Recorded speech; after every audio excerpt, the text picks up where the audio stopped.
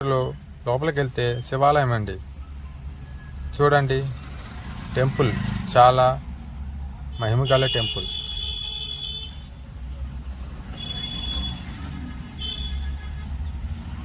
ఈ టెంపుల్కి అయితే నేను వచ్చానండి. ఇప్పుడు లోనికి అయితే వెళ్తున్నాను. చూడండి, ఇదే అండి గర్భగుడి.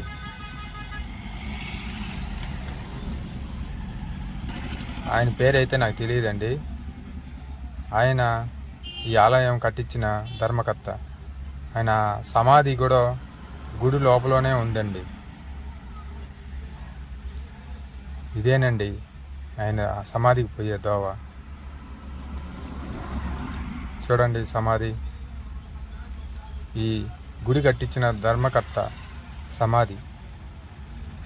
తర్వాత వెనుక పక్క అట అలా వెళ్తే జ్యోతిలింగాలు అయితే వస్తాయండి.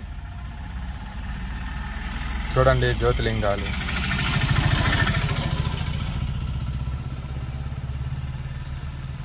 ఆ తర్వాత చాలా పొడవైన శివలింగం అయితే ఉందండి. చూడండి, చాలా హైట్ అండి.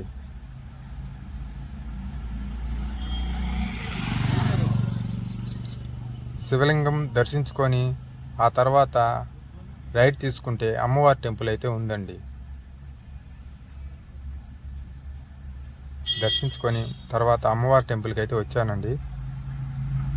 ఆ తర్వాత పక్కనే నాగాలమ్మ టెంపుల్ అండి.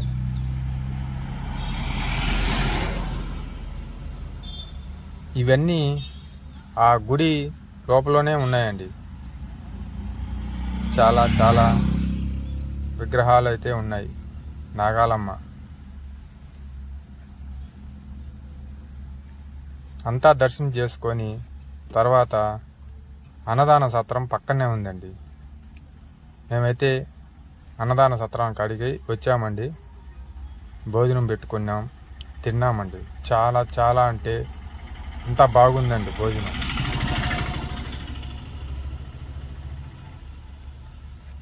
సాంబారు, రసము, మజ్జిగ అన్నీ చాలా బాగానే ఉన్నాయండి.